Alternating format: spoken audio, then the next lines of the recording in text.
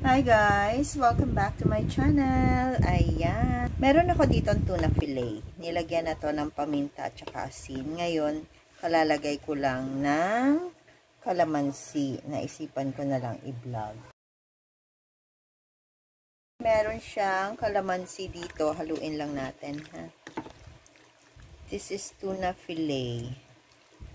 Kalating kilo, no? Medyo, ayan, ganyan siya kalalaki, ha. Gagawin natin siyang sweet and sour. So, from here, maglalagay tayo ng itlog.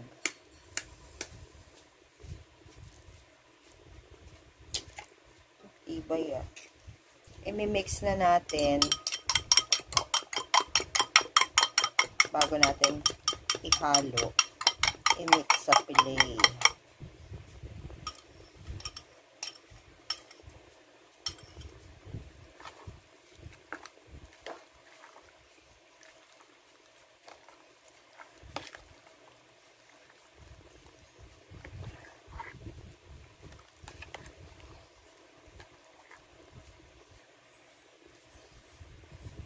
Putulin na lang natin yung medyo malalaking, yung medyo mahaba. Guys, nabili namin to ganito na. Tapos, add tayo ng cornstarch.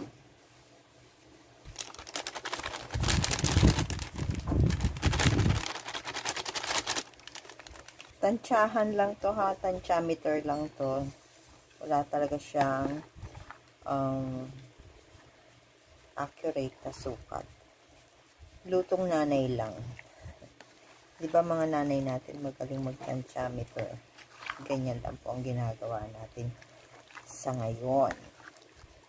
Then, let's fry. So, ayan guys, nagpapainit tayo ng mantika. Medyo used na mantika ang ginamit natin, ha? Yung pinagprituhan ng pata.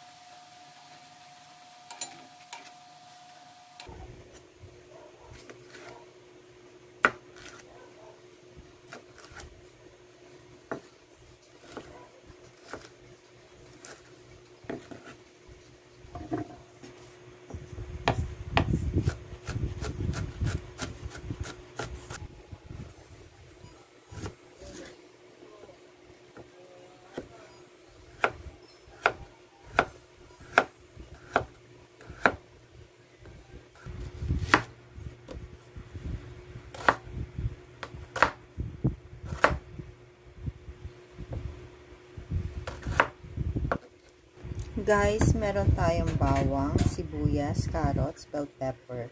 Gagamit din tayo ng tidbits. Tapos, gagamit din tayo ng ketchup. Sa same pan, binawasan ko lang yung mantika. Magigisa na tayo.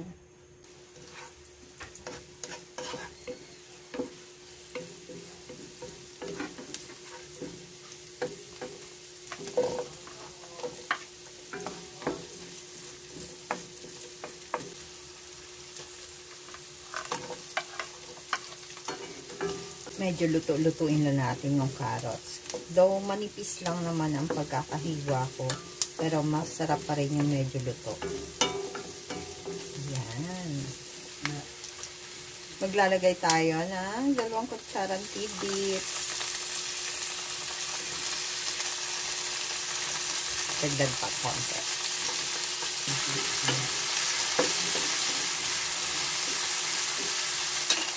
Lagay na natin yung ating bell pepper.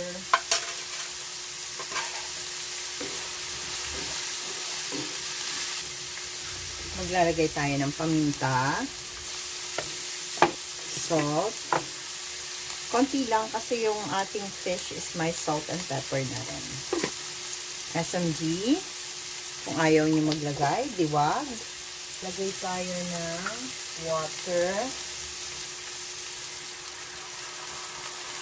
Apakat lang ng water.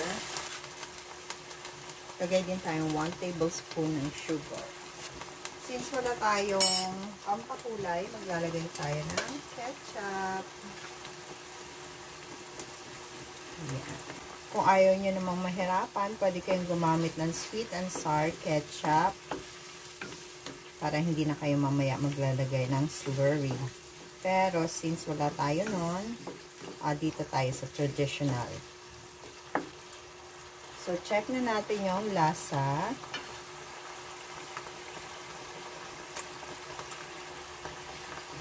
Okay na. Lagay na natin ang ating fish. Lagay na natin ang ating fish.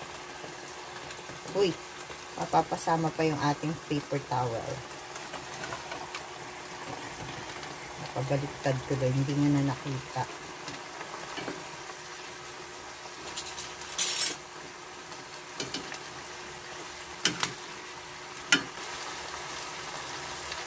One-4 cup ng vinegar, tapos nilagyan ko lang ng konting water. Then, yan, hiyaan na lang natin.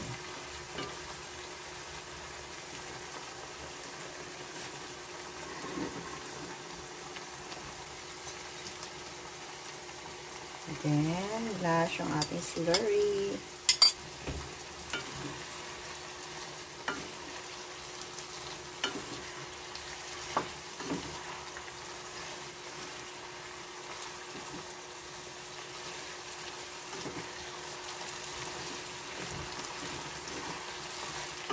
Alright, this is done na. Plating na tayo. Hey guys, ito na yung ating finished product ng ating sweet and sour tuna fillet. Ayan. Kung nagustuhan yung video na to, please click like, share, and subscribe na rin po kayo sa channel ko if you haven't subscribed yet. So this is Ellen saying bye-bye. See you again next time. God bless everyone. Kainan na. Yum, yum, yum.